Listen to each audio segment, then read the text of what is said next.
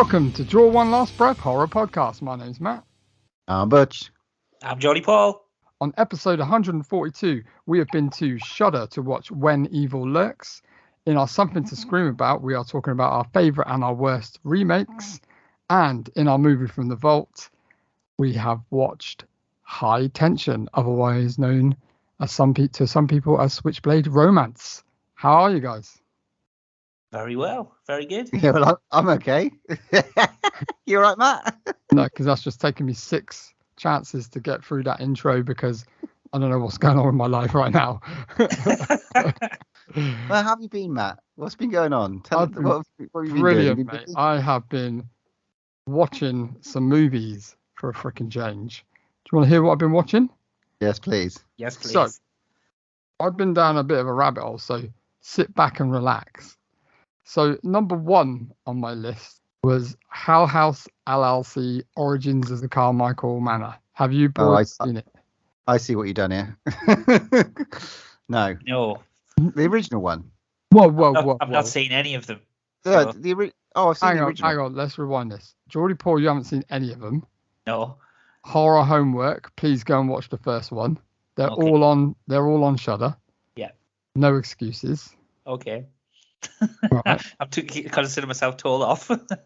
And then you need to watch the new one because literally one of the best horrors I've seen in years.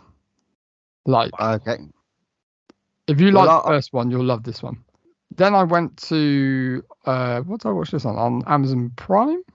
I went and watched the original Suspiria. Oh, cool. You've seen it before? Nope, which I've never seen. But that was a interesting watch. You've seen a few Argento now. So, what do you think of this one? It's weird. I don't know if I like it or if I love it or if I don't love it. I don't know, really. I really don't know. I think I need to watch it again. But I love the music. The music was insane. And it's just batshit crazy, the whole thing through. Yeah, I don't know. I think maybe we need it for a movie from the vault sometimes, maybe. Cool. And then I watched a kind of movie documentary. I don't know if you guys have seen Clapboard Jungle. It's on the Arrow label. No, what's that? You can stream it on Arrow. It's like a talking heads thing, and I thought it was just going to be like loads of directors talking about kind of movies and stuff, but it's actually not.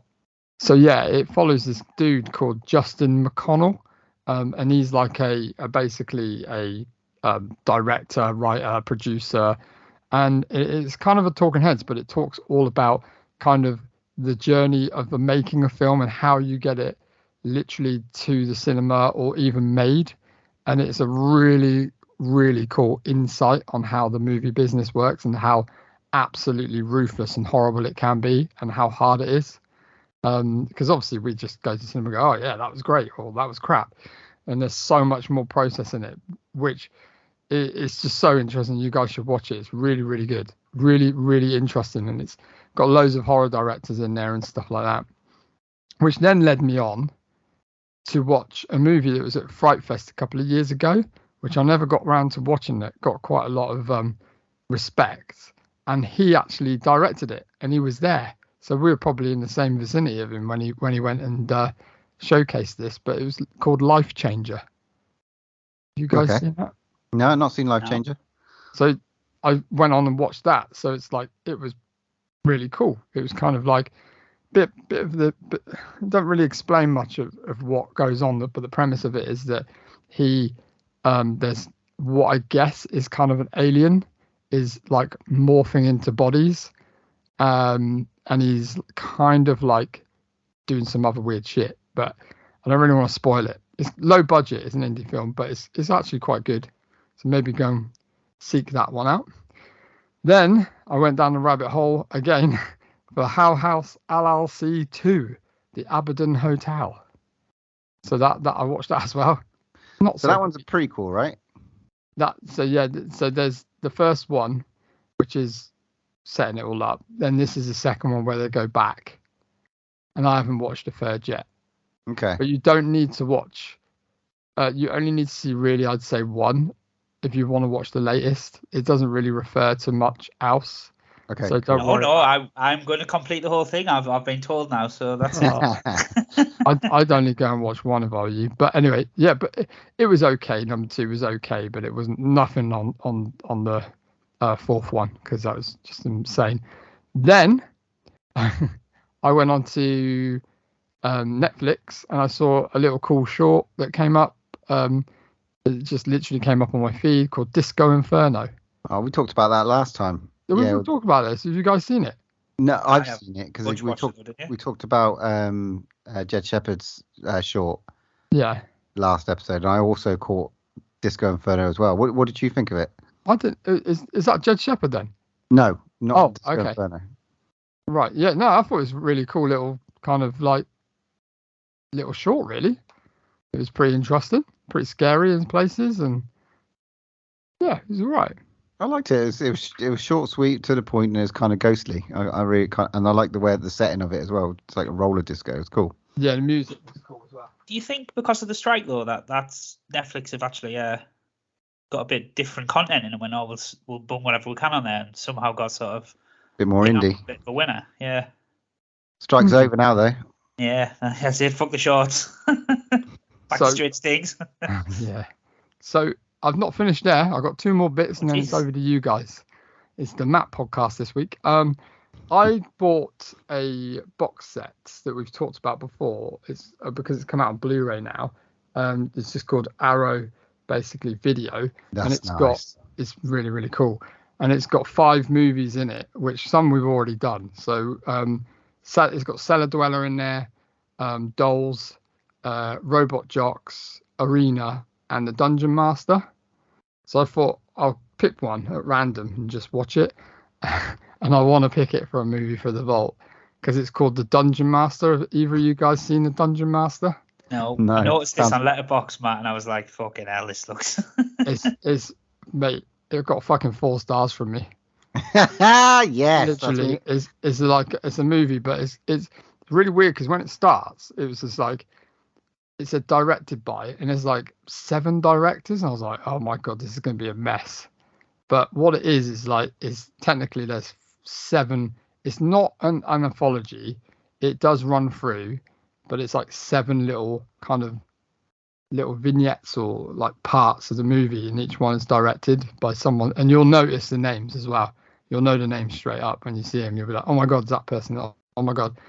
But I'll have to pick it for a movie in the Vault because it is interesting in places and very problematic for today's times. Ooh, I like that. You'll love it.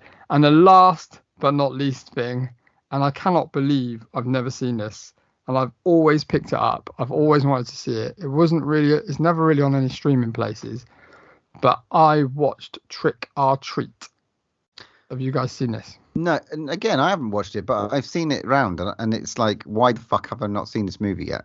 I've seen all the merch. I've seen all the merch attributed to it. Well, that's the thing. We got loads of merch at where we work and stuff, and I was just like, I've always wanted to watch it. I've always, for some reason, it's passed me by, always, and I don't know why. And I finally, on basically Halloween, thought, sod it, I'm gonna buy it off of Amazon and just watch it.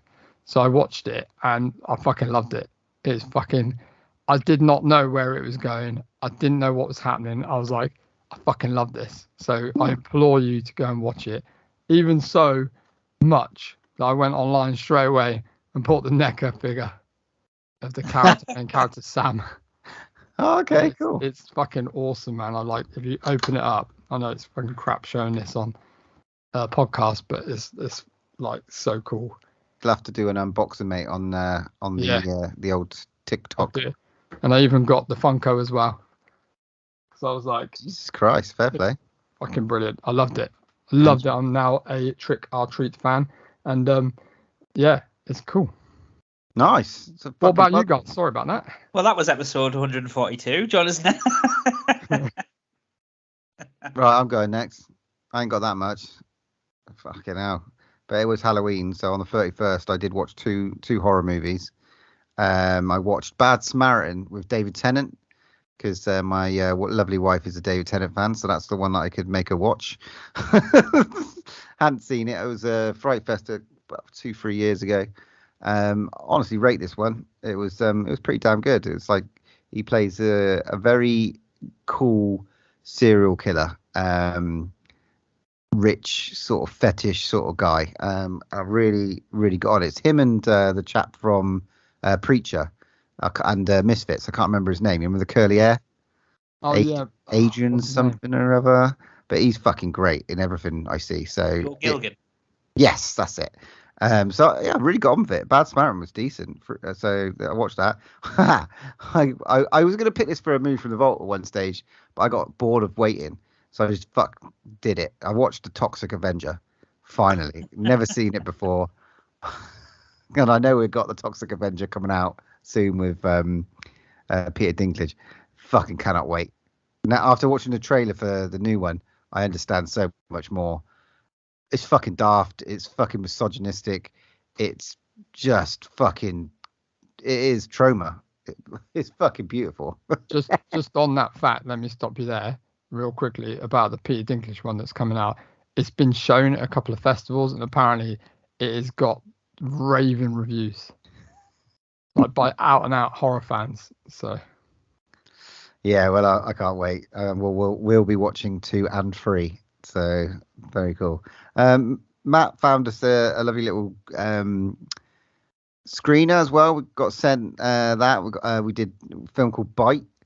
Which yeah, totally forgot to talk about that. Sorry. Yeah. It was interesting. It's the director is James Owen. So I think it's his first movie debut. It's a low budget British. Which is really cool. It suffers from underfunding, low production value, but the premise is pretty good. The premise is pretty good. Like the story is there, and if it has a bit of money, like it's essentially about a cannibalistic family, which we sort of seen with Wish You Were Here, and there's a couple of other like really good examples of American cannibals and stuff, and this is a very British Emmerdale sort of version, if you want to call it that. But it needed a bit more money pumped into it, and I think this could be really good. I don't know about Emmerdale. That's a bit of a stretch, but it had some good bits. Like it's actually quite funny in places as well. There's like a funny dinner scene that I actually laughed at. I was like, actually, that's quite funny when they sat around the dinner table. There are some funny bits, and I will say one thing: the special effects are really good, really good. It's quite gory. Special effects was spot on for the amount of money, but again, I think it needed just a little bit of love and attention, a bit more money pumped into it, and they've got the start of a really good idea. So yeah, that's cool. Bite, and that's available now on Amazon Prime. I think you can find it. So yeah, we can go and watch that one. But that's it. That's me. Paul, what you got? Not a ton, but it's quite funny. I watched this, not anything to do with the remake section of our podcast. So it's just by a happy coincidence, or an unhappy coincidence, should I say? Because it was just on the horror channel, so I watched it. The remake of Cabin Fever. Got to be one of the worst films I've ever seen, lads. Honestly, it is one of the worst films I've ever sat through. So yeah, shit. You should have saved that for the next section, mate. Yeah, well, it sort of got beat by a couple of others. So then I watched The Void. Have you guys seen The Void? I nearly watched this literally the other day. I was just hovering over it. I was like, should I watch that? Because I know, Butch, you've seen it and you rated it quite high. Yeah, the poster's really. I don't know if I did rate it high, but the poster's like. Maybe I was joking. The poster's really good, but so it really the artwork sort of draws you in. to the film looks amazing, doesn't it? Because I remember watching the trailer for it when it came out. The trailer made it look really cool, but the film. It's quite low budget, though, isn't it? Yeah, and again, I don't know, like as Butch was saying about the Bite screen. I don't know. I just could have done with a bit more cash for that. It's sort of like. I suppose there's a certain ambition when you do a low budget film that you sort of have to match it to, and if you overstretch yourself, it can sort of bring the film down a bit. So it was okay, but I just found myself sort of going through the motions of having to get to the end of the film. So it was okay. And then I finally watched it because it was on bloody Film 4, and I was like, oh. So I recorded it, and I finally watched Censor. Oh yes. Oh, you lucky Yeah, fucker. yeah. That's a good movie. Oh, guys. Fucking hell. Bonkers, but fucking hell, so unsettling. Jesus, honestly, like on edge all the way through it. Just really, really got under my skin. So yeah, I really enjoyed that one. So And yeah. now you can go back and listen to it on. It's one of our movies we reviewed back in the day. Yeah, back in the day, before my time. But yeah, no, it was. I Episode really enjoyed that. Episode 95, along with Jennifer's Body. So Oh, man, Oh, good that's one. that's a doozy, that mate. Cracker. But yeah, no, I did. I really enjoyed that one. So yeah, and that was me. right then, let's get the fucking news on because we got some gems to talk about. Oh, I'm going to start off with a very interesting announcement. It follows, they follow. Oh, we got a new fucking 2014. So that's 10 years on. Right time. We've just got a great second sight edition of It Follows come out. Was it Second Sight or Arrow? I can't bloody remember. Second Sight. It was Second Sight, which is beautiful, gorgeous. I love this movie. This was like, we voted this our top movie of the decade. I think it was when we did that a couple of years ago. And why not? I mean, oh, you fucking motherfucker! That should be my Christmas present. Anyway, but it's that's an interesting concept because we know what happened at the end of It Follows. We pretty much think the thing's dead. We can't really see it. But imagine, and we know Maker and Monroe's back. We know the director's back. I'm imagining They Follow. That's just like all his mates, right? There's lots of like teenage sex and Orgies. Lots of like going to be more, all the fucking weird STD demon, whatever the fuck you want to call it, is going to be stalking her at once, right? Don't know. Or multiple stalkers. Maybe it's all the people it's killed. Interesting. They follow. They follow. It's either going to be brilliant or complete shite, lads. I don't think there's anything wrong with this film. Or it's just trying to be mega PC. Oh yeah. Oh yeah. Good point. Oh, very good. We love the first one. I've asked for the vinyl for Christmas actually. The soundtrack was incredible. So more the score and stuff like that. So I don't know. We'll see what they pull together. I don't know what he's done really for the last 10 years. He's done much. Yeah, he's pretty much been dining out on this for the last 10 years. Old David Robert Mitchell. So let's see what he can. He's had a lot of time to prepare for this one. So looking forward to it. Paul, what you got next? Well, sometimes bad things happen, lads. And who are you going to call? So the Ghostbusters Frozen Empire trailer or teaser trailer just dropped yesterday. Was it yesterday or the day before? I saw a text into a WhatsApp group today saying why has no one mentioned it? But I don't know, lads. It's weird. It's sort of puzzling me. It's one of the things that I've watched it, right? And at parts I was like, what the hell is this? And then the other parts I was like, oh, this is really good. And it made me sort of really conflicted. So I don't know. It's Ghostbusters. I'm excited. I really liked Afterlife, so I'm looking forward to it. I mean, we saw in the trailers, we didn't see Winston, but we did see. You'd see Winston's in the trailer, man. Was it me? I didn't see him. I know Paul Rudd's back. I see Bill Murray. Dan Aykroyd's in it. Dan Aykroyd and stuff, and we've got obviously the kids are back. Some new faces and a new. I mean, the trailer was good. The music to it was good. They've done a good trailer. So I love Ghostbusters too. I love the goo. I loved all that shit. So it's got to have an audience. It's going to make lots of money. Damn right, and I'll be there doing it. Yeah, I'll be Matt? there.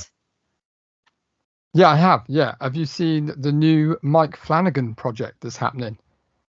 Well, this is him moving over to Amazon, right? Yeah, so he's signed up to Amazon now. The first thing he's doing is a adaptation, funny enough, of a Stephen King novel called The Life of Chuck. I don't know if you guys have read it. No. Is that a new one? Apparently, I don't know. I'm not a huge Stephen King person, but apparently it's like a life-affirming, genre-bending story based on Stephen King's novella about 3 chapters in the life of the ordinary man named Charles Krantz. So I don't know really much about it. However, obviously he's got his usual cast that have gone over with him, with the addition of Matthew Lillard. Yeah, I'm reading quite a big cast as well of other people. Oh, mate, Mark Hamill's on there, Mark Karen Hamill. Gillan, Heaven Levenkamp, all the usual suspects he's had in this stuff. You're not going to say this one, Chiwetel Ejiofor. Mia Sara. There's absolutely loads. The cast is immense. Heather Langenkamp, but she was in. You mean Chetawal Efferville? Yeah, Heather was in the one with the kids, wasn't it? Yes, I watched that actually. Midnight Club. Yeah, I thought that was really, really good. I don't see ET on there though. Is he not there? Don't see him. No. Yeah, he'll be there somewhere.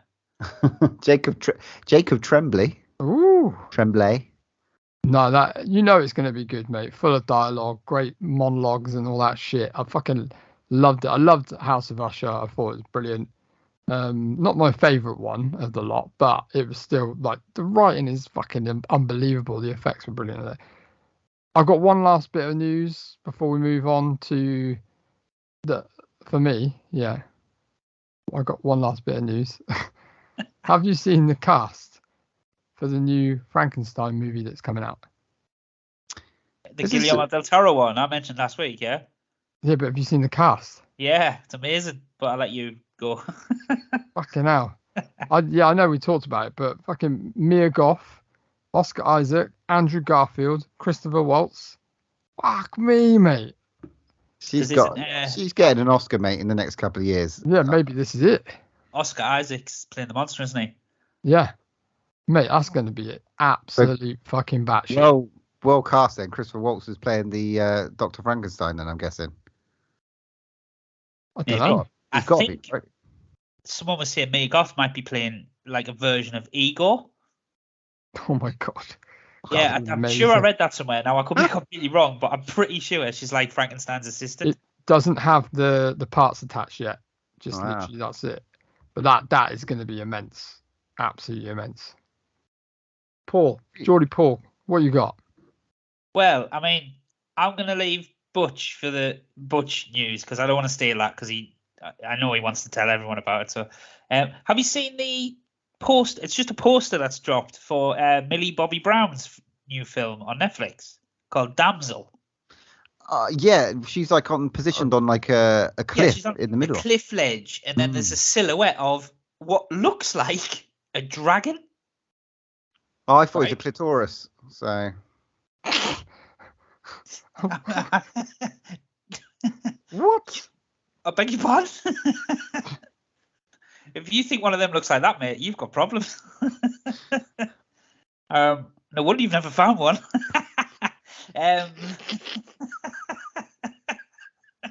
Oh Lord. Can we keep that in? Yeah, it's supposed to be released by Netflix on October the 13th, so it's a bit behind. Where the hell did you get clitoris from on that poster? I'm looking at it in front of me right now, and I'm like, I think we should get Sophie in. Coming 2024, only on Netflix. But yeah, I mean, the little premise here. I've got a little premise. A dutiful damsel agrees to marry a handsome prince, only to discover it was all a trap. The royal family recruited her as a sacrifice to repay an ancient debt.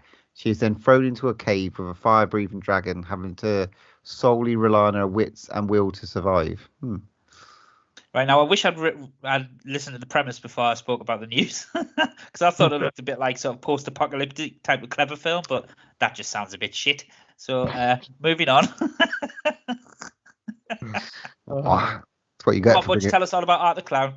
Terrifier 3 there is coming to us October 2024, just before Christmas. It looks now, if we believe in what the trailer suggests, if it's not just like a thing just before Christmas, this is I don't know if he's building it around a Christmas theme or what, but this trailer was Art the Clown dressed as Santa Claus, and then you can imagine what happened when he was discovered. So yeah, don't know if it is going to be Christmas themed. He's been tweeting a lot recently. It is, mate. It's a Christmas film. Brilliant. I reckon just ignore ignore number 2. Don't use any of the actors. Don't forget about the sword and just do fucking something completely batshit. He's done an interview the past week where he did say that it's more grounded, so it's more realistic. It's more to do with the first one than mystical like the second one. So he's obviously probably reining it back in a bit, which I am, for one, I'm quite glad for. But I heard about it. He had studio funding, right? And apparently the first 10 minutes of the film are so grotesque, the major studios are pulled out. Yeah. They're like, this is like depraved. That did they not see? I bet you none of them watched it.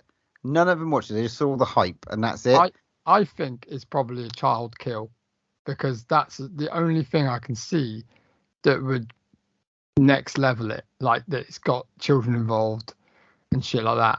It's got to be. Have we got any more news? Because I'd like to go and talk about our main review. Yes. I've got 2 little bits.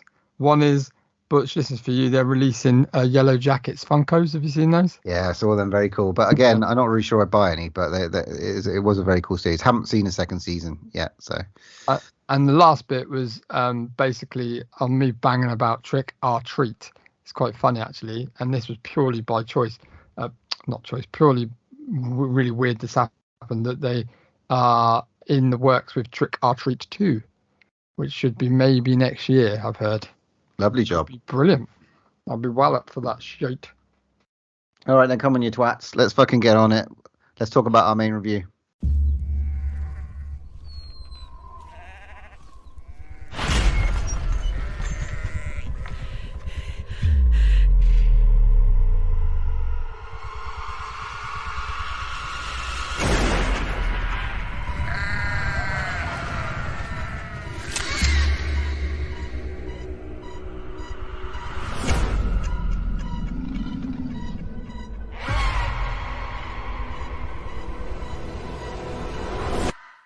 So this week's movie review, we have watched When Evil Lurks. In a remote village, 2 brothers find a demon-infected man just about to give birth to evil itself. They decide to get rid of the body, only to end up unintentionally spreading chaos. This one just dropped on Shudder. The 2 boys watched it. I saw so much fucking hype on the internet and thought, come on. Went and saw it, and I haven't been able to stop thinking about it since. So there was no way we could not talk about this movie, especially when we missed Speak No Evil last year, early on in the year. This one had to be talked about. It's directed by the same guy who did, we reviewed his movie, didn't we, called Terrified? Yep. Oh, yeah, we did that one before. I'll say his name now. Demian Rugner. But yeah, okay, let's get into this. So who watched this first, and then they can tell us what they thought. Me. Let's go for it. Yeah, what struck me really, I was just looking, I went on a Shudder and I thought, just for something to watch, and the artwork of the posters really stood out, and I thought, that looks interesting. So I went and watched it, and oh my god, there's not many films, guys, that freak me out and keep me up at night, and this one did, and it really did. Like Butch said, it stays with you and it sticks with you, and it's like there's some really nasty bits to it, really nasty, which I kind of appreciate, but it's oh my god, the fact that, obviously for me, the fact that you were sort of guessing all the way through it as well, and it kept going, and then coming to next set piece, and you couldn't really go, hang on, what is going on at the minute? But yeah, I thought it was great, guys. I thought it was really good, a breath of fresh air. Just when you think you've seen everything about demonic possession, this one comes along and gives a new slant on it. Yeah, I enjoyed it. I was shocked because there were so many what the fuck moments, and there were so many. But I really, really enjoyed it. If I have one little grumble, is towards the end it kind of dipped out a little bit for me. But yeah, what about you, Butch? Yeah, man. I reeled them off. I think there was at least 4. I'd probably say 4 really, really shocking. Like, what the fuck did they just do? Moments. To the same level of Speak No Evil. It's a really bleak look at a semi-apocalyptic event, I guess. There's something that's going on in the world that we're not really that privy to, which is quite interesting. There's something that's happened, and we don't really. The characters, the main characters, Pedro and Jamie, the brothers. They're fucking dopes for a start. They're buffoons, but it's not a comedy. They just do fucking stuff wrong. Definitely right? not a comedy. Definitely not a comedy. There's no comedic value to this. This film is fucking bleak and it will drain you throughout. But there is something that's happened in the world. They have something called rotters, isn't it? Rotters. It's not happened to this You've village. had a couple of those time. Yeah. Time in your bush. Rotters. It's become a rot. They discover a rotten in their town. No one fucking believes them, really, and they just like go into sort of survival mode, I suppose. And Pedro really does. He's got two sons. That's all he cares about is sort of getting to them and making sure that they're safe. But this entity, whatever it is, that's encompassing and people, is relentless. Yeah, let's talk about the first time we encounter this supposed town person that has been possessed, if you will, by or has the demon inside him. That was the makeup on that was fucking grotesque. Uriel was the bloated bastard. Is that what he's on IMDb? The bloated bastard, Mr. Ooze. Mr. Ooze. It's I'm guessing what this entity does is it wants you to kill it so it can unleash what's inside it. It's trying to give almost birth. like a virus, isn't it? But yeah, it kind of overtakes the body, and it's not like demons that we've seen before that fucking jump across the walls or fucking puke up green stuff or whatever. This is it's almost like a disease, isn't it? Yeah, you could almost call it's like a zombie apocalypse and it's spreading, but it's not. It's the demon that's sort of controlling elements. There's a really fucked up bit at the start with a fucking goat and the fucking farmers. Oh my word, that's how it started for me. I was like, okay, I could have taken the bloated bastard and all that stuff, but when that bit with the axe happened, I was like, what am I in for? Didn't have a fucking clue. Yeah, we are going to spoil the fuck out of this, by the way. So they find this guy and then they don't know what to do, and obviously the guy that they try and get to sort of tell them what to do is the landowner, obviously the farm owner or whatever, and they're all working on his land, and he's obviously gone mental because obviously you don't really sure what's kind of happening because you're like, well, is this a new thing or people know about it? And he's because obviously no one really wants to believe them. I think they're like, oh no, it's happened. It's not in here. Can't happen here because there's nobody here. And then obviously the landlord goes mental and he's literally on his last legs, and he sort of panics them into sort of making the decisions they make at the start.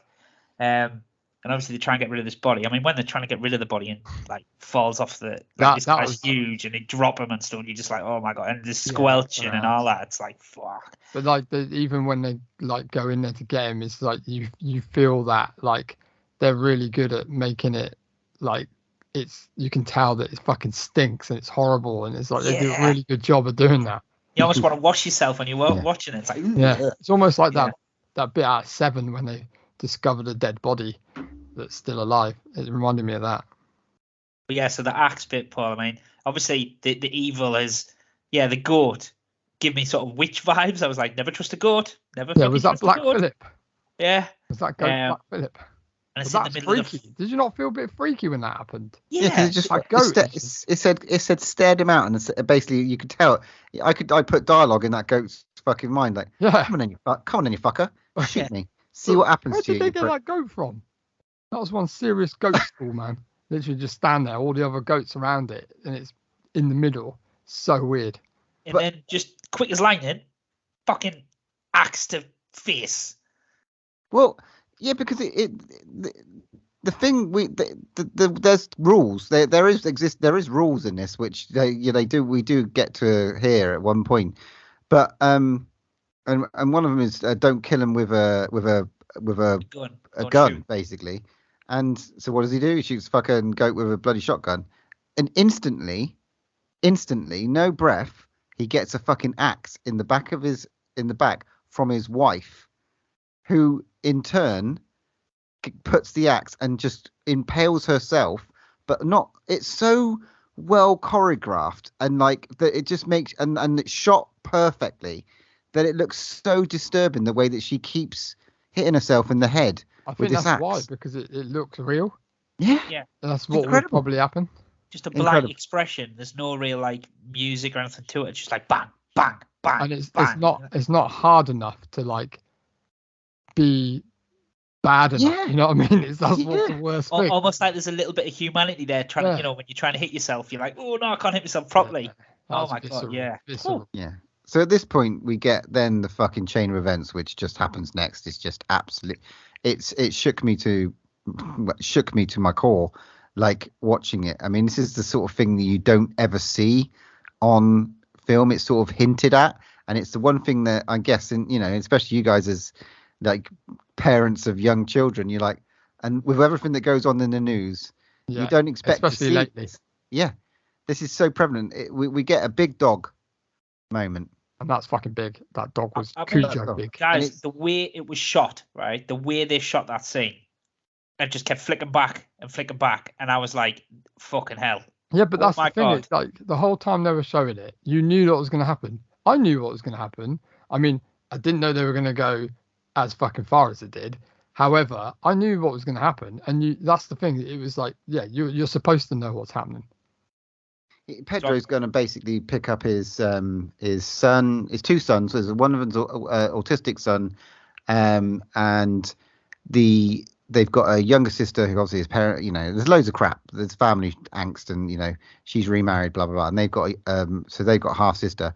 Half sister's just waiting there, and you got the camera angle from she's just stroking her dog because it's a nice dog normally. I don't know how they did this. I don't know how they filmed this.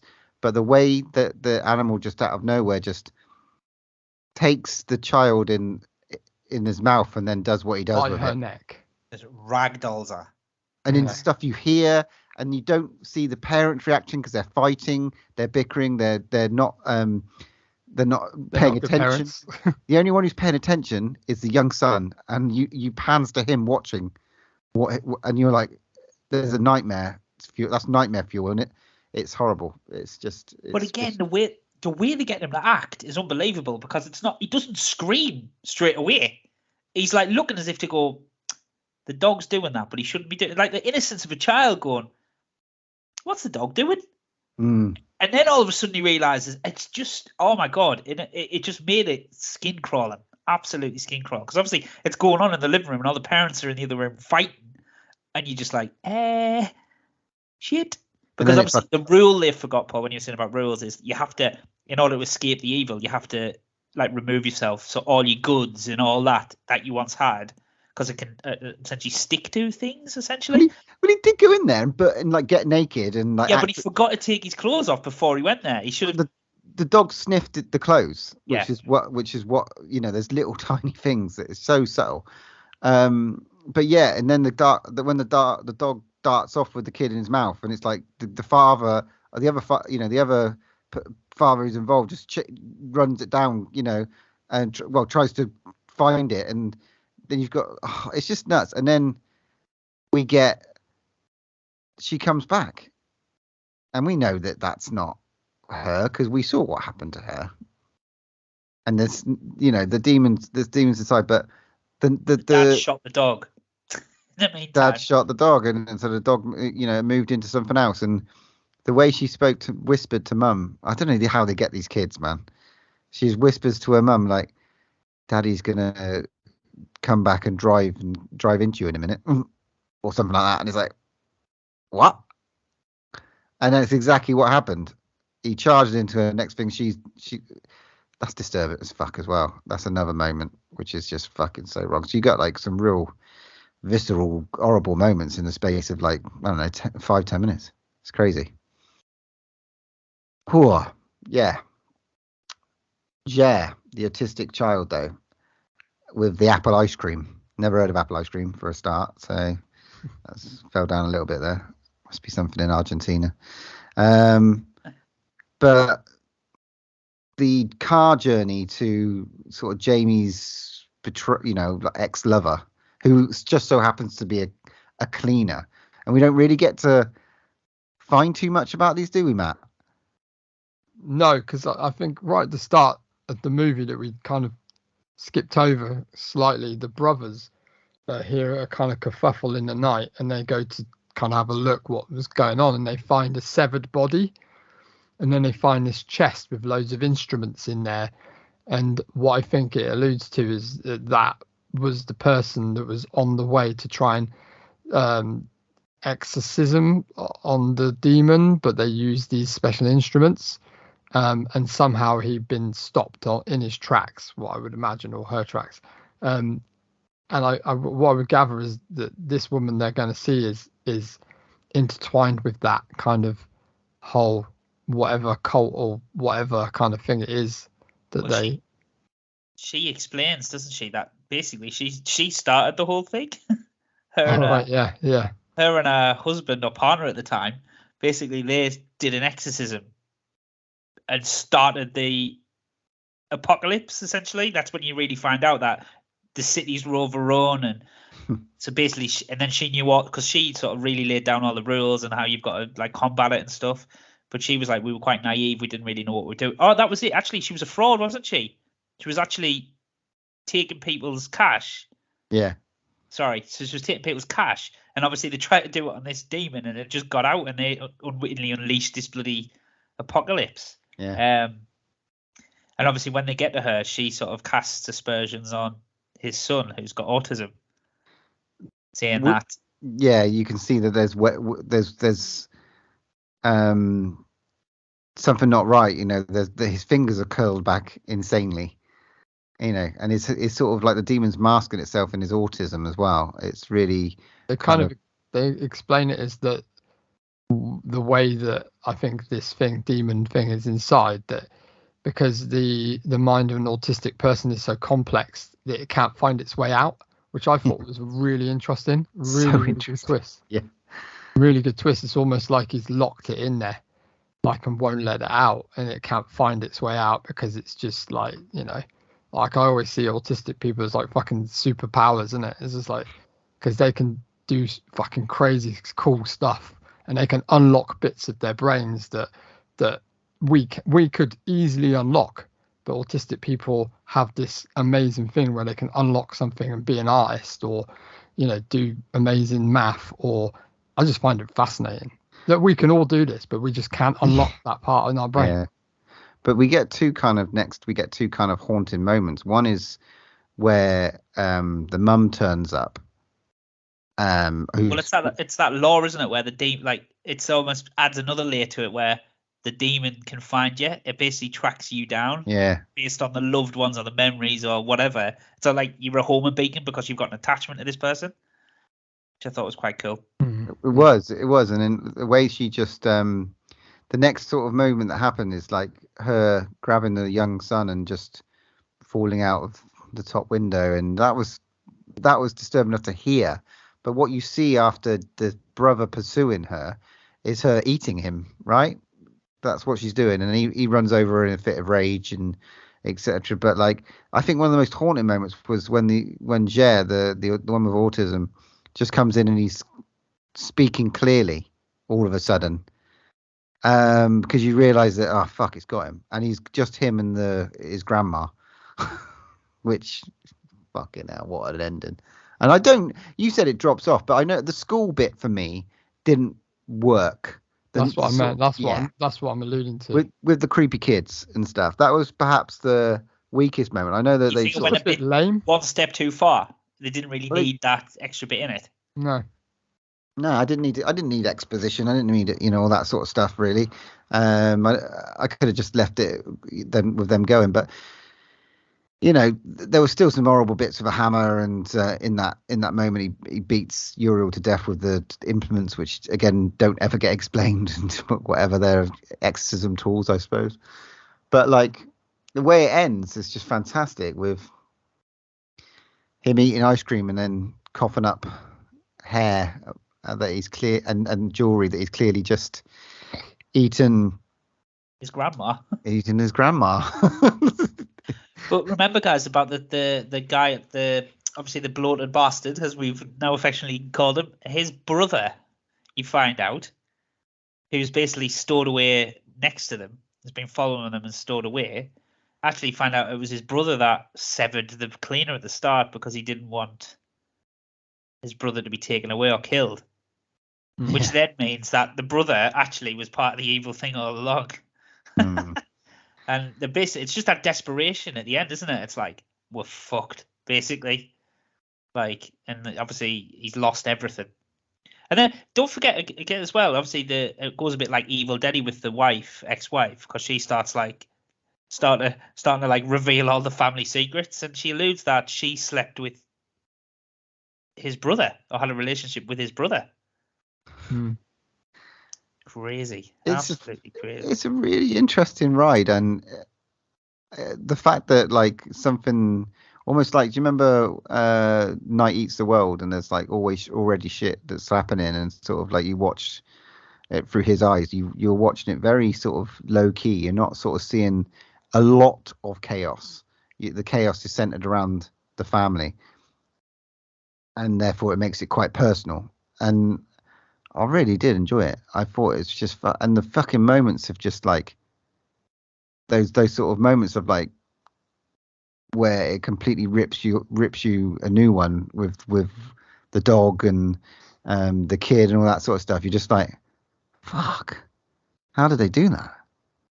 Yeah, I this was some great special effects, great energy, cinematography. Some of the shots were fantastic. The acting I thought was spot on. Everyone's like so badly that I can see it's quite divisive, and they really don't like this character Pedro, which says that he did the job, because he doesn't follow he's so shit, really, and he's not doing it in a bungling way, but he's doing it as a father, I suppose. He just can't follow the rules at all. It's crazy to watch. But it's been everywhere through social media in the last like week. That's all I've seen is posters of this. So yeah, good pick. But don't you know the Pedro thing as well? He's got a restraining order against the family, and I think it's alluded to that he caused the autism or caused the disability of his son by doing something to his wife. Right. Okay. That's another layer of you bastard. So yeah, but yeah, great. Brilliant. Like, I love it when you watch something you not really don't know what it is, but it really surprises you and challenges you. It's really good. So that's what we want. That's what we want on this podcast. How would you rate this one, Matt? I'll trust you to come to me first. I don't know. I really, really enjoyed it. Like I said, there's a little bit of lull near the end. I'd say 8 out of 10 for me. Yeah, I'm gonna agree. 8 out of 10. Though I completely agree with the school, but I thought it just was like, you've crammed a lot in, and you're just trying to cram some more in, and it did sort of sag a bit. But brilliant, really, it's really almost good. like they went, how can we make this a bit creepier? Let's put creepy kids. Everybody gets creeped out by kids. Yeah, but definitely worth a watch. Anybody who listens to the pod, please watch it, because it's. Oh, 100%. Yeah, watch this and watch Terrified. I agree with you guys. 8 out of 10 moving. I'd like to kind of put it in our top 10 for the year, as I think it would be up there. Really would, because it's just up there. Fascinating. But yeah, 8 out of 10. Not anything, most disturbing kills. Fucking hell. This year we watched Pearl, so amazing. All right, cool. So When Evil Lurks, that's a draw on last breath. 8 out of 10. We all agree. Bloody hell. Amazing. Right, let's get on to our Something to Scream About.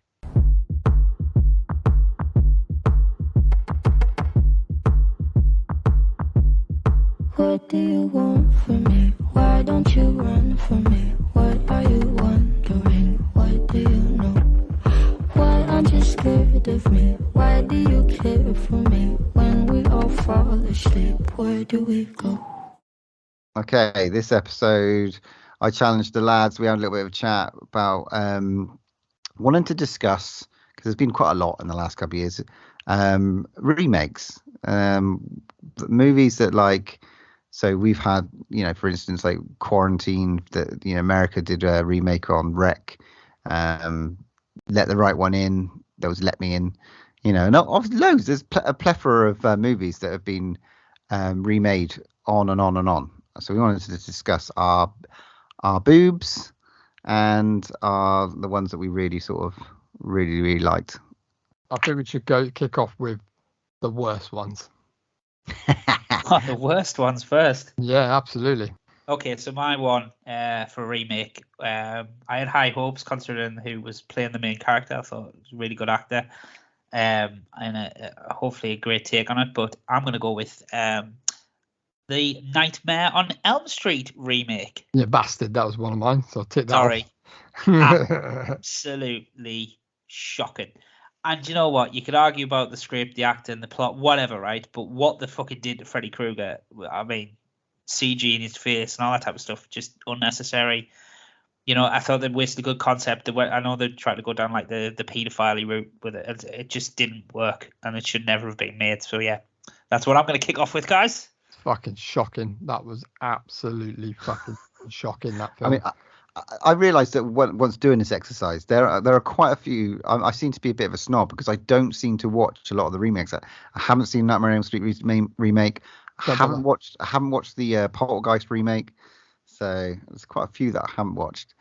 So Matt, what you got for your? Well, funnily enough, I've got Poltergeist from 2015. Surprisingly, Sam Rockwell's in that. Sam Rockwell's in that, isn't he? It's fucking absolute pile of fucking wank. It's not the worst. It's not the number one worst one on my list that I've got here, I can tell you. But I literally watched it, and I can't even remember one bit of it now. Do you know what? I was doing a bit of research. I actually forgot that they remade this because I tried to blot it out of my mind. That's how bad this fucking film is. It is literally dropped off the edge of a cliff and no one fucking talks about it because it's absolute rubbish. It's just like it didn't even try and pull on your heartstrings, didn't try and kind of like pay homage to the older one. Nothing. Not that I don't want it to. I don't want it to be, but it's just so freaking lame and just vanilla. It's so unbelievable. Don't ever watch this film if you listen to it. Don't watch it. Don't waste your life. No intention to watch it. Mr. Paul Butcher, what's next? I'm going to go for Amityville Horror, starring Ryan Reynolds. I liked it. And Melissa George. I thought it was good. I went to cinema, watched it. Really? Yeah, I thought it was actually quite good. Ryan Reynolds, fucking hell, he pulls out of the bag as being a fucking like arsehole. I thought it was brilliant, that film. I thought it was garbage. I totally disagree with you. Totally disagree. Wow. Debate. Can I throw a big spanner in the works here? I didn't even think the first Amityville Horror was that good, so bar's pretty low for the remake. I don't think we did not rate it massively when we did the review. Nah. But it's a slow burn. Yeah, I disagree. Yeah, for me, that's a garbage. So you're wrong. I think you need to go and have a rewatch. I've got them both on DVD. There you go. I've got. You loved it, really? No, I've got I had a joint. It had the original and the new one in a DVD sort of set. So that's how I watched it. It's like, nah. Didn't need to be remade. You got another one, Geordie Paul? I have, yeah. A film that, again, no real need to remake. And if you're going to remake something, then at least try something slightly different. You know what I mean? Not try and do a shot-for-shot remake of a film. Cabin Fever. Well, yeah. Let's forget Cabin Fever, please. I'm going to go for Gus Van Sant's Psycho, which... And hey, she's butthole. And what's his name? Vince Vaughn. Vince Vaughn, yeah. It's just pointless. It's got no... It's like you're trying to take on a film as seminal as Psycho, right? Now, have you ever seen Bates Motel, the TV series? No. All right, well, never mind. Moving on. No, but I've heard it's good, though. Yeah, it is good. It is good, and it brings a sort of different sort of take on the whole thing. But if you're trying to make a film, for like a Hitchcock film, you know, like one of the masters of cinema, at least attempt something different. This is just shot for shot, basically. Oh, I'm just going to copy it and update it. No point. No personality. I went No skill, oh, just fuck. shite. There's a couple of them like that, like I Spit on Your Grave, Last House on the Left, or those sort Stop of. reeling movies off, Paul. Sorry, Matt. What's your next one? Funny enough, it's last. No, it's not because that. No, the next one I've got, and I'm surprised. Wow, I'm torn. Are we doing 3 each? Yeah, go on then. Yeah. I got. Okay. Wow. Yeah, I Wow. got loads. Okay. I'm gonna go with the remake from 2006, The Wicker Man. I mean, I haven't seen it again because I won't watch remakes because garbage. But yeah, Nicolas Cage, not bothered, not first to go and watch it. I mean, there is one scene that's worth watching it for, but that's Is the it? only scene. Who plays that character? Nicolas Cage. So the bees. The bees. bees. Oh, the bees. Oh, I was thinking it was going to be a dancing scene. But all right. No, it's absolute fucking wank. But at least it does try something slightly different at the end. Does it? Does it though? Well, it does. It does, No. though. Be quiet. Moving on. It tries to put like a twist. It's shit, No. man. It's terrible. No. It does put a little twist in at the end where you think, well, at least they tried something. But yeah, no, it is awful. Awful. Moving on. Black Christmas. You fucking twat. Matt all is stolen. You can't even say this, Paul, because you don't like the fucking original that much anyway. Yeah. So All right. I'm gonna. I knew you had it. It's Choose not again. what. I am going to choose again because I just said that to be funny. Child's Play with Aubrey Plaza. What? It was like that, you fucking turncoat. nah. You actually like that? The animatronic. I'm going back to that episode. I'm going to fucking replay it to you because you're a fucking liar. You love that fucking. I don't watch a lot of remakes. I had nothing to go on really. I got a load of ones that I like. Anyway, we'll get on to that. Move on. Paul Stevens, you're not. All right, then. Well, this is pretty much for the same reason I picked Psycho. Is The Omen. I didn't watch that either. Have I watched that one? I don't think I've seen that one. With Liev Schreiber. You know, when No, I haven't seen it.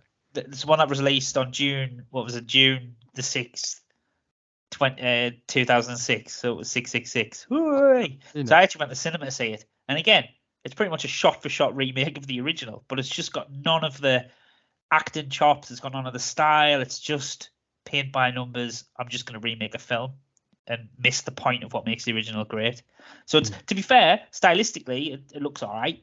You know, it's not a terribly made film, but it just misses the point completely. And yeah, so I've never seen that. Very strange. You Well, don't have to now. no. My last pick is obviously Black Christmas from 2019. An utter bag of shite. Nothing like the original. Tried to be something different. Didn't work.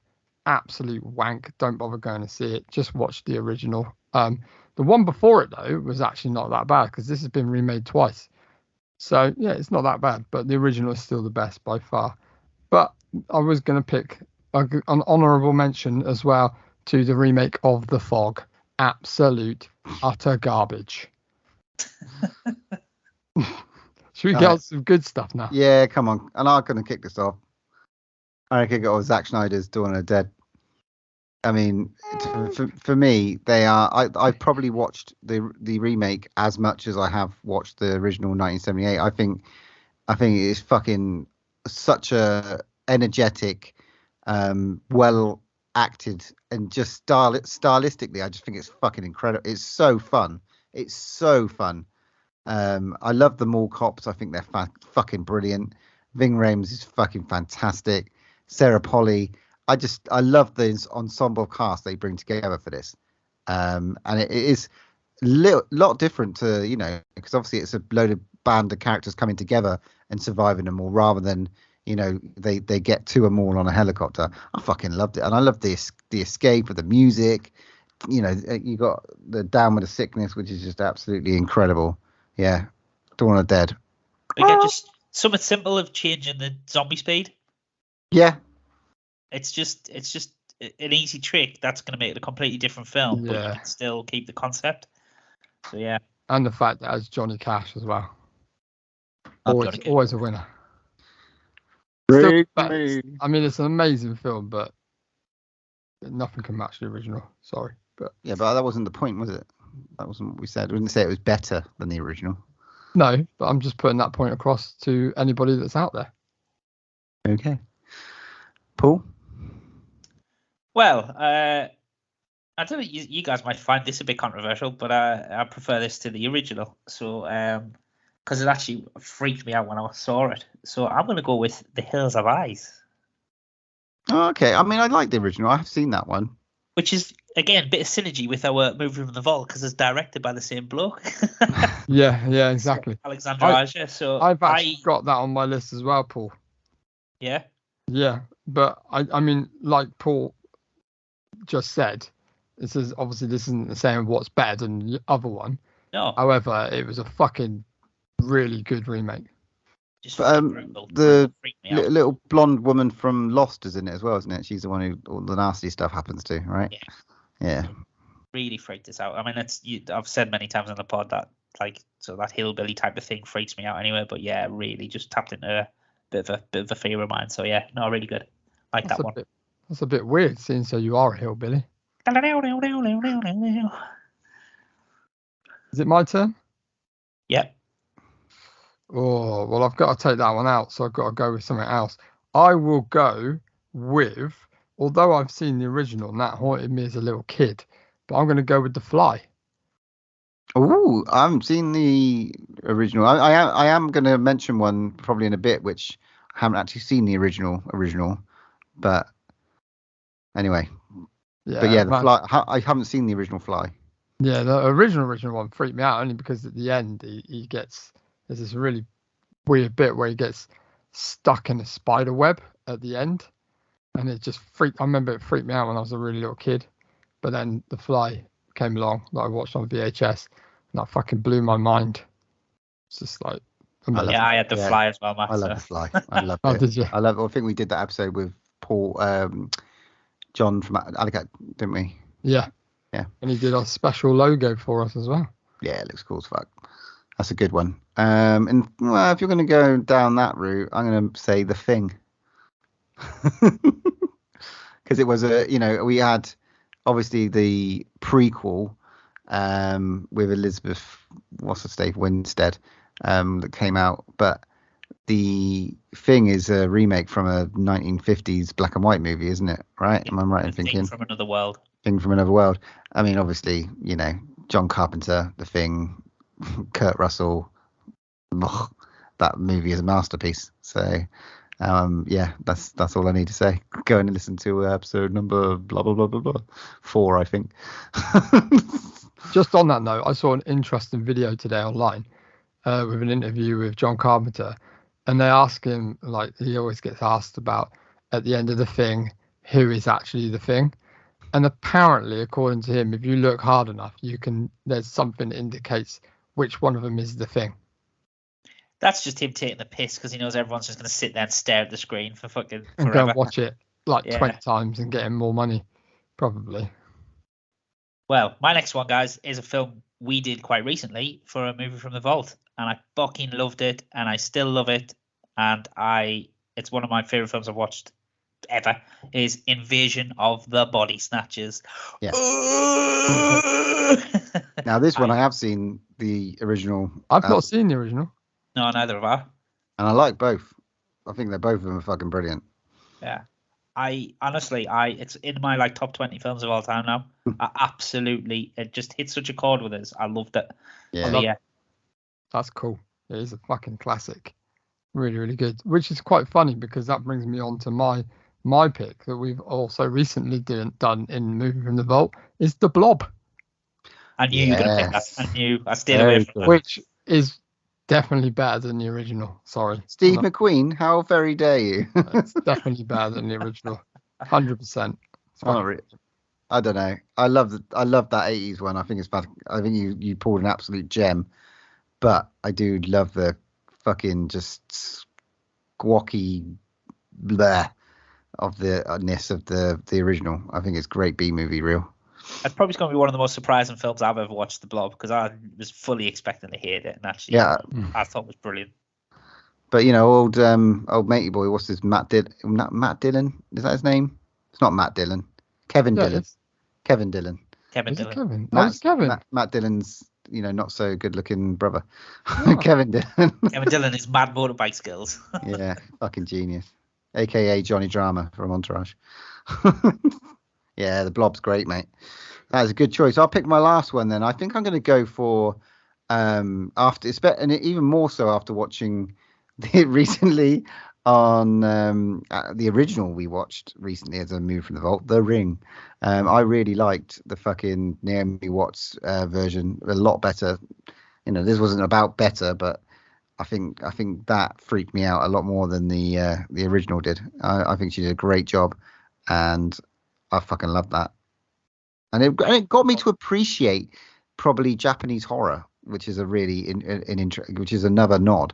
If that can actually push you to go and watch more Japanese horror, so that's good. I like The Grudge as well. I haven't seen the latest Grudge, but The Grudge with Sarah Michelle Gellar. Yeah. That proper freaked me out. Yeah, I thought it was good. Yeah, I agree. I'm surprised that neither of you chose it. It's on as an honourable mention. Munching. Feeling a bit hungry. Well, that was a good chat. Yeah, but it is definitely worth. It was great, like as a remake, and I thought, the two. There's been a really interesting picture that I saw recently of a young Tim Curry when he shot Pennywise and Skarsgård when they were obviously getting a fit in for the costume, and they look fucking identical.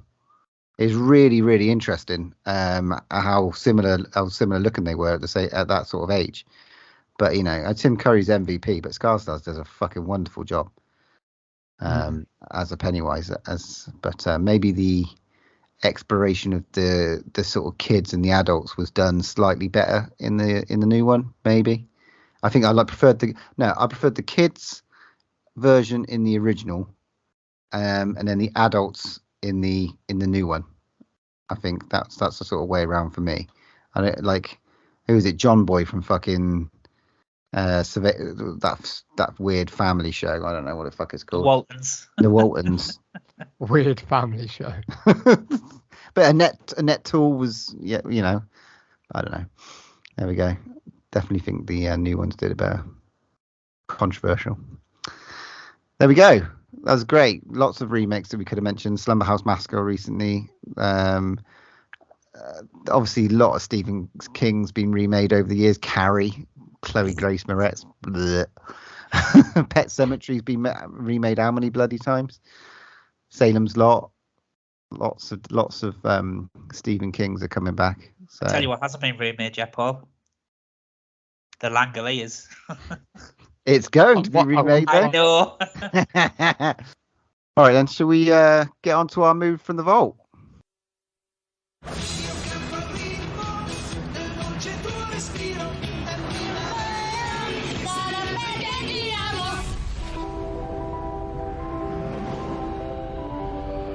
Marie, Papa, Marie. Gute Nacht, Monsieur. Dann schlaft schön.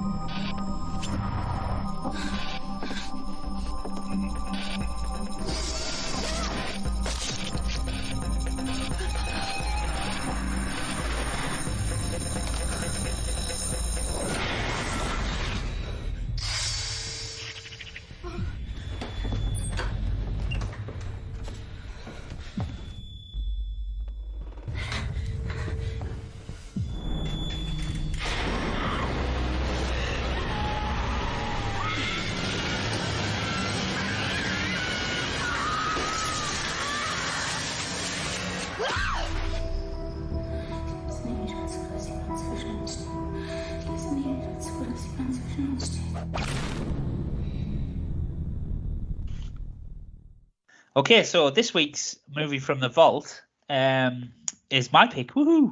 And I've been wanting to pick this for ages. Only ever saw it once, but it is 2005's High Tension, or as we're going to call it, Switchblade Romance. So we all watched it the first time around, a Switchblade Romance, and for whatever reason, it's high tension everywhere now. But yeah. So quick synopsis: best friends Marie and Alexia decide to spend a quiet weekend at Alexia's parents' secluded farmhouse. But on the night of their arrival, the girls' idyllic getaway turns into an endless night of terror. So lads, bonjour. When did you first see this? Fuck me. I saw this a long time ago. I remember I worked on the middle floor, which was all visual, and somebody just recommended it, I think, off the shelf, and just it's one of those ones where it's like I was just getting into loads of world cinema, like horror and stuff, because it was like blowing my mind, and it was just like so cool. And one of my friends was like, "Oh, you need to check this fucking film out." I was like, "Oh, sounds cool," and so I just bought it on DVD. Slipped it in the old player at home, and fucking hell, yeah, blew me away. I shouldn't really use that word, should I? Really? Yeah. What about you, Butch? I don't know. I feel like you might have recommended this one. I think I gave you watch. this one. Didn't I? You I'm did. sure I did. You did, but I watched it before you gave me this copy because it's Simon Side of Serb's like one of his favorite movies. So it's one of you that's recommended this. And again, like you said, like French cinema. After Irreversible, I was very interested. Getting into something like that. You're trying to forget about that. We got that Martyrs. Up all the time, doesn't he? Fucking favourite film of the century, I reckon. Well, this kind of this film set all that up, didn't it? Martyrs. Yeah, this was the first one after I watched Irreversible first, and then I had a break for a while, and then I think this one came along. Watched this one and was just like, wow. Well, and do you know what? I rewatching it, I had completely forgotten. It's been so long. So before you go on, we just have to say we're going to spoil the shit out of this film. So if you haven't seen it, go and watch it and then come back, because we are going to ruin it. And it doesn't. It's a film that has to not be ruined, if that makes sense. Yeah, 100%. I mean, I forgot the twist. Oh, really? Yes. Wow, that's interesting. So it was watching it all over again. So when it happened, I was like, you have got the memory of a fish. Like, but it was just like, whoa! I fucking was following the story as the. That's pretty cool. I wish I'd forgot the fucking end. I would have loved that. Great. That was great. I just didn't have a fucking clue. I was doing my notes. All my notes that I've written, up to the point was like, what the fuck is this guy? It's like, oh my god, the stalker. Didn't have a fucking clue. Because I found it really interesting, because I remembered the ending vividly, because that's what blew me away. That I was seeing it in a different eyes this time, because I was trying to like work out little things and things, it was crazy. Explain to me one thing before we start pulling this apart. Yeah. The fucking blowjob at the start, the headless blowjob. So can I just tell you a little story about this, right? So about the blowjob. About a blowjob, yeah. No, the first time I ever seen this was I was working in a well-established record store, and I put it on my lunch break, right? Oh my God. Our security guard at the time came into the room to make himself a cup of tea, just at the point where this headless blowjob was happening, and he just literally looked at me and went, "You watch some fucking weird shit, you do," and walked out. He's not wrong. Well, and I couldn't. I was like, I've never seen this before, but I have no idea what's going on. So yeah. So obviously we follow these two ladies. There's definitely a time and a place for this film. Yeah, college friends, school friends. I don't know, obviously just friends, and they're going to one of their parents' house to study, or what, I don't know what it really is. And then quickly sort of just spirals out of control, because within about 10 minutes you get a scene of a truck where some guys you think's getting a nice little bit of head action. Strange. It's Alex's house, farmhouse in the middle of nowhere, Yeah.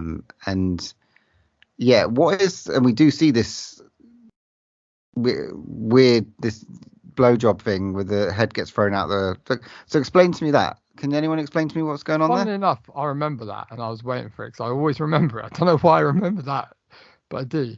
What are you saying because of the plot? Is that what you're Yeah. saying? I think I think it's there. I read up about this a little bit, and I think it's there to kind of throw you off the scent a little bit. So she's like seeing it in her head, sort of, because she's not there, is she? Marie, Nah, bless her. I think that's just to throw you off the kind of scent. Because if you look really, I'll get onto that later. Okay, cool.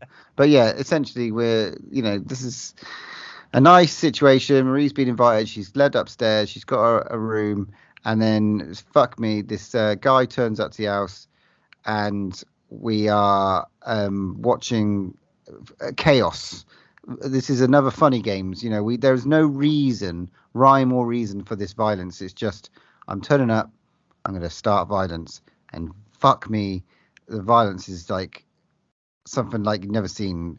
We get a chest of drawers used as like a decapitation device. The main thing is around this switchblade slicing and dicing, and it's beautiful. The blood, the gore, the cinematography is amazing. it's so tense though, isn't it? I mean, I know obviously you don't want to play on the bloody title for high tension, but the bit where the guy's stalking around the house and she's like hiding and she's like terrified for her life, it is so tense. And like the holding when she holds her breath when he's in the bedroom, fucking hell, like This is what I seems like love. forever. This is what I love about this film is that it does things differently, and this is what part I really loved is that she's not stupid, and she's like, the attention to detail is like, right, if I'm gonna make sure that he's not gonna find me and kill me, I've got to make sure I've made the bed, I've dried the fucking sink out so it looks like I haven't used it, turn off all the lights, and I'm gonna fucking hide, not somewhere obvious, and make him feel like no one's here. And he's a fucking good killer because he checks all those things. And I just thought that little bit was fucking awesome. It was, and then when you end up watching it through the fact that this is the major spoiler, this is her. He's spoiling it early. Fuck Oh, it. Smith's going in. If you got to do it because of the parallels, but of her character and the killer, because obviously they are the same person, and we find out later, and it's boom, oh my god. But it's watching it through that and understanding, like, because I didn't see that.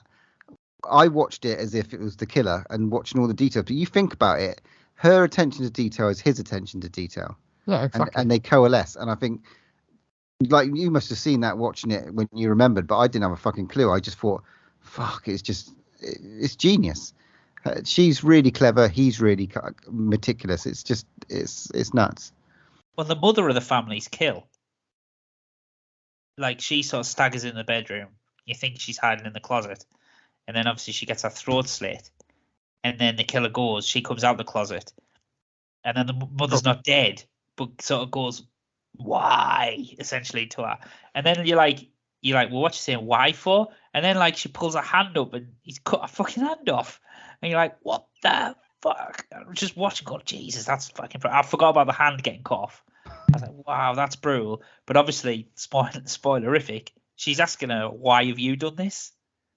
But yeah, let's not to mention we've forgotten a major part of this when she's on her mini disc having a good old finger blast. I thought that was great because, like, she couldn't hear anything that was going on. So that's because it's like, and again, attention to detail is like, well, how are we going to make sure that she don't hear this fucking chest of drawers slamming into this guy's fucking head and this woman screaming? Oh yeah, put a mini disc on. Fucking wow, good. And let's not. I think a big major part of this as well that we have to kind of not bounce around is that Marie is obviously infatuated and obsessed by Alex, which is her friend. Well, at the big start, she's calling her a slut because she sleeps with loads of men and all this type of stuff. And she's sort of shaming her to go like, all these blokes are treating you like shit. But it doesn't give you any key indication that what's about to happen. No. It literally doesn't. You like I said, that's the genius of it. There's no like, oh yeah. Like if you go and watch it again, and I don't know if there's some of the criticism leveled at it, because I did a bit of reading around it as well, and there's loads of criticism saying, oh, there's loads of plot holes and everything like that, and I'm like, you're taking things far too literally here. Yeah, You're dealing with like someone whose mental health ain't all there. She's obsessive, clearly obsessive. Her mate doesn't know to what degree, and then you've got this schizophrenic behavior, this incident that's just completely batshit, and the amount of blood, the gore, the visceral nature, the stalking, the tension that you're seeing Marie being stalked when in reality it's Alex, and you get that whole fear factor. It's just nuts. It is. When I saw the playback of the video in the petrol station, and when I forgot how subtle that was as well. It I is, thought it was a massive reveal, and then I thought, oh, that's a bit lackluster. I couldn't remember it being the reveal being that lame. yeah, it was. It was just like, oh, and you're like, I was like, oh shit, that was her. And then I remembered, I was like, dumbass, and it was just like, fuck. It's almost like I think impact would have been better if they just left that out, and they just did a big montage of like showing her kill the montage bit at the end instead. But the biggest giveaway, if you watch it again, the biggest giveaway to her being the killer is when she goes into the bathroom. She tries to hide in the toilets, yeah, and she obviously goes into the female toilets, okay, which the killer goes into first and opens every cubicle in there, and she ain't there. But it's impossible for her not to be in one of them, because he then goes into the men's bathroom. Yeah, and she does vice versa. Yeah, where she's sort of like then projecting that where she is essentially. He doesn't wash his hands either. Yeah, it's dirty bastard. But can we just quickly skip back a little bit? We've gone fast forwarded a bit. I just want to go back to the house real quick, because obviously she's infatuated by Alex, and Alex is chained and gagged to the bed. And obviously her reaction is just going crazy. Alex's reaction to her when she comes in the room is like she's crazy. She's like, trying to get away from her. But is she just fucking scared to her wits? Because, and this is the point where you're like, I obviously I never guessed this the first time I was watching it at all. But when you look at it back, it's just like there's quite a lot of occasions where Alex is like, I don't want to take the knife. I don't want to sit next to you. I don't want you to be near me. And then when you look at it back, you're like, fucking hell, yeah, she really doesn't want to be near her, because she's literally just murdered her whole fucking family, including her little kid brother that she gunned down. We forgot about that as well. That's such a good thing, because you never see it until Flash at the end. Like, sorry for fast forward, but you never. So there's always that little bit in your mind that says, oh, did the little lad get away? Did he get away? Nope. Really bollocks. But yeah, like the whole cat and mouse thing. Again, there's other stuff that could be explained, like with the car. I guess it's all going on in her head.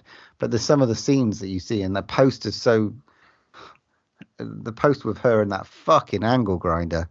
Before the angle grinder, though, mate, the strangulation scene. Like when he essentially grabs her with the sheet and she's getting basically gasping for air. That's fucking brutal. It looks well real. Yeah. And I guarantee you, because the sort of director he is, he probably fucking made that very difficult, because he's quite hard on his cast, I've heard. And I wonder if Robert Kirkman got the idea for Lucille from this film. Yeah, that would run through my mind. I mean, the fucking use of the stick with the barbed wire, and like the visceral nature, again, it's reminiscent of Irreversible in terms of the impact that it sort of produced. I think it's fantastic. I got to give props, right? I know we haven't spoken about it much, but the killer, well, the supposed killer guy, is fucking awesome. I love him because they make him such a, although it's a figment of our imagination, they make him such a devious fucking bastard. And he's just like the way, like he's drinking Jack Daniels and he's pouring it all over the girl in the back of the car, and then he lights a match, but he scares her.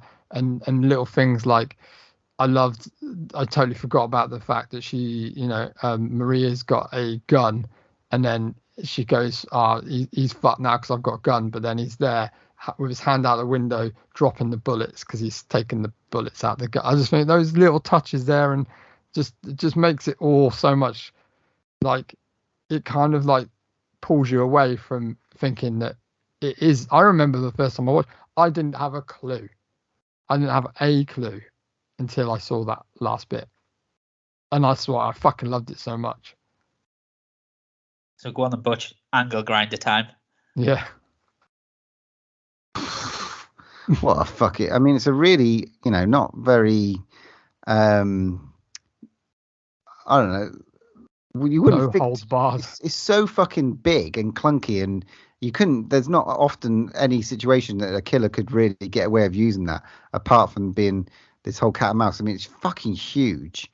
And the way it goes through the car, and oh my God, takes apart the driver. I mean, that's so visceral. It's not a practical weapon, but it's cool as fuck. Yeah. It looks amazing, and her petite frame carrying it is incredible to watch. It really does match it and stuff. Once we knew that she was the killer, the flip back and forth between her, like her being this, like the whole schizophrenia of her being this, podgy hick, didn't really make much sense. I could have just done with just watching her do it. But I mean, it could have been just him, and it would have been a great movie. The twist is ridiculous, and just makes you go, I don't understand what I just watched. I get it, but like, it could have been that killer, like a non-mythical Jeepers Creepers moment, and it would have worked as a movie and would have still been outstanding. What lifts it into another dimension is the twist. It's incredible to watch, and that fucking angle grinder, or it's not even that, it's like a fucking car destroyer. Yeah, it's brilliant though. It's such a great weapon. Yeah. Not only that, it's like, obviously the blood involved in it is just insane amount of blood, but then the effects of when Alex is trying to kind of get away and she pulls that massive shard of glass out of the back of her ankle. Anything to do with ankles, man, like where you're pulling stuff out, is just like, what the fuck. Yeah, it's just insane. Really, really good. Really good. But for me as well, I love like a last shot, and when she sort of, because obviously right at the start of the film, she sort of finds that car and you think she's the one in distress, and she's in the mental hospital, and then obviously it comes back around at the end and she's in cuffs and she's in hospital, and then that thing where you've got Alex is behind the screen and she's going, oh, she can't see me, can she? And she just sort of turns and reaches for her. Mm-hmm. Oh my God. It was a proper little jumpy moment, because they were like, didn't like that, and it ended. It was like, whoa, ooh, it's brilliant. Loved it. Let's get on to some Matt's facts. Cool. Yeah, I have got quite a few little facts about this. One thing I wanted to talk about real quickly that I didn't do on my digging and Matt's facts, that I was quite proud of myself. When she picks up one of the dolls in the room right at the start, there's a crack down the cheek, like a crack, which foresees the fact that she gets slashed in the cheek. I thought that was quite interesting that they didn't find that out on online, which was interesting. So, sorry, Alex sort of love her a bit more by replicating something that's dear to her or something. Ooh. Yeah. So the camera used during the car attack scene got so much fake blood on it during the shooting that when it was being used on another film later on, that fake blood oozed from it during the focusing of a shot. Fucking hell. That's how much blood was used. The film is set in the south of France, but was actually shot entirely in Romania due to budgetary reasons and the availability of similar locations. The shot where the fake blood splatters over the camera lens during the murder of the driver was actually an accident, but the shot impressed director Alexandra Arja, so it was left in the film. The graphic shot was cut from the theatrical release, though, but was restored on the DVD release. This was I knew this. I read this before. Influenced by the Dean Koontz novel Intensity, which is apparently meant to be absolutely amazing, director-writer Alexandra Arja had read the novel prior to making High Tension. Despite the similarities, Koontz later elected not to pursue a plagiarism case because he found the film so puerile and disgusting and so intellectually bankrupt that he didn't want the association with it, and it would inevitably come if he pursued an action against the filmmaker, as quoted on his website. The overalls that the killer is wearing, if you look at them closely, the whole time they say Arja and Fares on the back. The director's name is Alexandra Arja.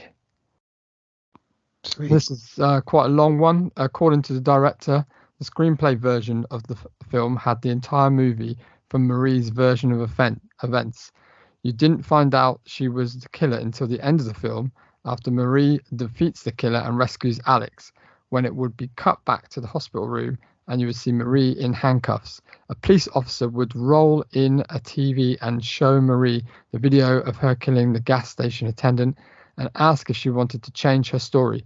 The real version of the events was meant to be another movie entirely. However, when the writers presented the script to Luc Besson, he convinced them to change the ending to include the last reel of the film revealing Marie as the killer instead of the last 5 minutes. Luc Besson had a lot to do with this, and there were 6 kills, including the dog. Bastards. Oh yeah, the dog. Hendrix? That's more sad than the kid dying. It was. Lots of children died in this episode. Yeah, that's what I was thinking. Jesus Christ. Yeah, absolute genius. I mean, for me, I don't mind rating this first. It's a 10. It's a fucking masterpiece of a movie. Really is. 10 from me, man. Just like fucking love it. The absolute must is everybody should watch this film. It's one of those films like, like Martyrs, like Inside, like, I'd put that up there with what's the one about the car fucking? Love that one. Titan. Titan, yeah. Love that as well. Can't wait to see it. But yeah, it's one of those, isn't it? It's where it's like you must see it because it's fucking depraved but brilliant. Well, I don't know if this has ever happened before, lads. We've agreed on both of the films. So Ooh. yeah, like both films, all 6 scores are exactly the same. So yeah, a big fat juicy angle grinder of a 10. Bloody 10. Amazing. And it's been so long since I've seen it, and yeah, And Geordie Paul, what did you send us via WhatsApp the other day about this film?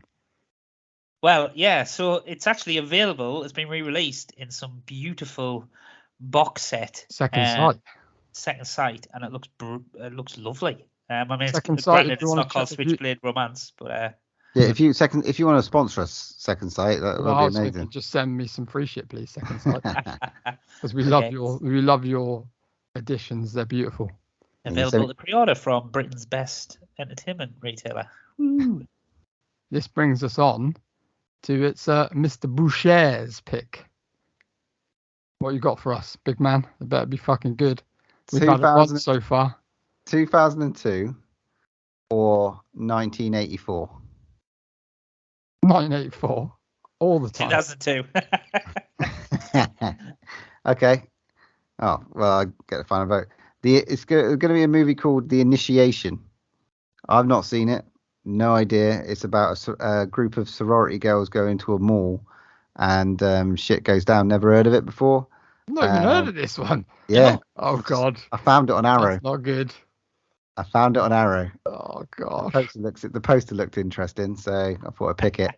Oh, dear. So I got no We've had a couple of good ones by this method before, so yeah. Remember Intruder in the mall on the supermarket? Oh yeah, see another. Mate, that was fucking brilliant. I love that. Another mall movie. There we go. The Initiation, it's called. Could be like a shopping mall.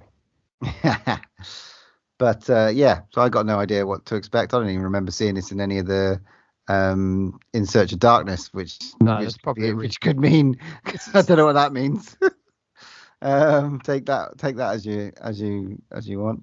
Are The other one- you saving the other pick from 2000? 2002 one was is Cabin Fever, so that's what you could have won. Oh. So. No tar. But I've just seen the poster for the initiation, and I wonder why you've picked this one. There's two reasons, is there? Yeah, there's two reasons, a left and a right one. So Buttocks. Right. That was episode. Ass man. That was episode 142. Thanks everyone for listening and staying with us. We're getting a lot of new listeners in the last couple of months, so thanks. Continue listening. Let us know your thoughts. Put a rating on what's that called? Do a little rating on Apple Podcasts. You do it through Apple Podcasts. Give us a little, Yeah, give us a little rating and a little word. We'll read it out. Have you got one? Any to read out, Matt? No. We got a nice email though, didn't we? We did get a nice email. Would you wanna like me to read it out? Do you want to read the email? I was going to save it for another time, but I'll do it today. As you requested, I'll do it today. So we've been contacted via email, which was really, really nice to see. It's always good. It really helps us when we kind of hear from people that listen to the pod. I'm just going to read out an email we got from a guy called Andrew. We got an email from a guy called Andrew. He just said, "Hi guys, just wanted to first of all say that I love the podcast. Discovered you about a year ago and have since burned through all episodes so far, mostly on my commute to work. I don't know if I feel sorry for you or I'm happy for that. Listen to our voices join on, but that's cool. I'm glad you liked it. Thought I'd throw in a couple of suggestions for the movie from the vault," he said. First up, he said, Blade has its 25th anniversary in November, so surely it has to be reviewed. And having watched it recently, I was surprised how much horror is in it.